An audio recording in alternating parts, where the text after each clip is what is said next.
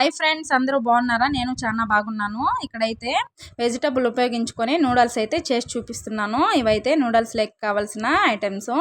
ముందుగా బాండ్లీ పెట్టేసుకొని దాంట్లో కొంచెం నూనె అయితే వేసేసుకొని అది బాగా కాగాక కొంచెం సన్నగా కట్ చేసి పెట్టుకున్న అల్లం ముక్కలను అయితే ఇక్కడ నేను యాడ్ చేసుకుంటున్నాను. అవి అలా ఫ్రై అయ్యాక క్యారెట్ బీన్స్ని అయితే ముందుగానే నీట్గా క్లీన్ చేసుకొని సన్నగా పొడుగా అయితే కట్ చేసి పెట్టుకున్నాను. అవన్నీ వీడియో అయితే క్యాప్చర్ చేయలేదండి నేను. తర్వాత ఇలా చూపిస్తున్నట్టుగా ఫ్రై చేసేసుకోవాలి. ఇవైతే 100% కుక్ అవ్వకూడదు, ఒక 20% అయితే కుక్ అయితే చాలు. పచ్చి పచ్చిగా ఉంటేనే చాలా బాగుంటుంది టేస్ట్. ఇలా అయినాక క్యాబేజీ కూడా ఇక్కడ నేను సన్నగా కట్ చేసుకొని వేసేసుకుంటున్నాను. తర్వాత క్యాప్సికమ్ కూడా యాడ్ చేసుకున్నాను. క్యాప్సికమ్, క్యాబేజ్, క్యారెట్, బీన్స్ ఈ 4 ఐటమ్స్ అయితే ఇక్కడ నేను తీసుకొని మంచిగా ఫ్రై చేసేసుకున్నాను. తర్వాత సరిపడా అంత సాల్ట్ అయితే ఇక్కడ తీసేసుకొని అది కూడా ఫ్రై అయ్యాక ఇక్కడ చూపిస్తున్న పేస్టు ఒక టమోటా, ఒక 4 పచ్చిమిరపకాయలు అయితే ఇక్కడ తీసుకొని నీట్గా గ్రైండ్ చేసి పెట్టుకొని ఆ పేస్ట్ని అయితే యాడ్ చేసుకుంటున్నాను. ఇలా వేసుకుంటే చాలా టేస్టీగా ఉంటుంది. ఎందుకంటే సాస్లు అయితే నేను ఇక్కడ ఎక్కువ తీసుకోను, ఇట్లాగా పేస్ట్ చేసి ఎప్పుడు నూడిల్స్లోకి ఇలాగే వేసుకుంటాను. ఇదైతే 1 to 3 మసాలా అండి, మ్యాగీ మసాలా. 1 to 3 మసాలా తీసుకొని ఒక 1 to 2 ప్యాకెట్స్ అయితే ఇక్కడ యాడ్ చేసుకుంటున్నాను. ఎందుకంటే నేను నూడిల్స్ కొంచెము ఎక్కువ క్వాంటిటీలోనే చేసుకుంటున్నాను, చాలా మంది ఉన్నారు అందుకనేసి.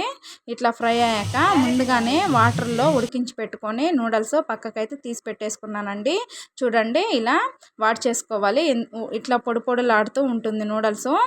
ముందుగా ఇట్లా పొడి పొడి ఆడాలంటే నీళ్ళల్లో ఉడికేటప్పుడు కొంచెం ఆయిల్, కొంచెం సాల్ట్ అయితే వేసేసుకొని ఉడికించుకొని ఇట్లా నీళ్ళు వార్చేసుకుంటే పొడి పొడిగా ఉంటుంది నూడిల్స్. ఇట్లా అయినాక నీట్గా మిక్స్ చేసేసుకొని తర్వాత కొంచెము ఇలా నీట్గా ఫుల్ నూడిల్స్ని అయితే మిక్స్ చేసేసుకుంటాను.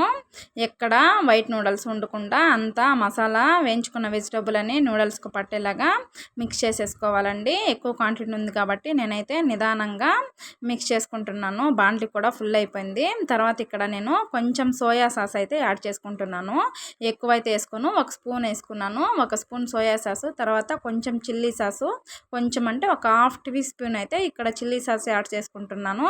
తర్వాత రెడ్ చిల్లీ సాసు యాడ్ చేసుకుంటున్నాను. ఎక్కువ వేసుకోవటం లేదు, ఎందుకంటే ముందుగా నేను పచ్చిమిరపకాయలను అయితే పేస్ట్ చేసి దీంట్లో యాడ్ చేసుకున్నాను.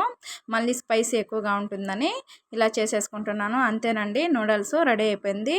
లాస్ట్లో సన్నగా నీట్గా క్లీన్ చేసుకొని కట్ చేసి పెట్టుకున్న కొత్తిమీరని అయితే యాడ్ చేసేసుకొని ఫైనల్గా సర్వ్ చేసేసుకుంటే చాలా బాగుంటుంది. బయట తెచ్చుకోకుండా ఇలా ఇంట్లోనే మనకు తెలిసిన విధంగా పిల్లలకైతే ఇలా చేసి పెట్టొచ్చండి. వాళ్ళు ఎక్కువ బయట జంక్ ఫుడ్ అయితే ఇష్టపడతారు కదా, అందుకని బయటని ఇంకా అవాయిడ్ చేసేసి మనము ఇలా ఇంట్లోనే చేసేసుకోవచ్చు. చాలా టేస్టీగా అయితే ఉందండి. చూడండి, నేనైతే ట్రై చేస్తున్నాను. చాలా బాగుంది టేస్ట్. ఇలా అయితే ట్రై చేసేసుకోండి. మీరు కూడా ఇంట్లోనే మీ పిల్లలకి ఇలా చేసి పెట్టండి.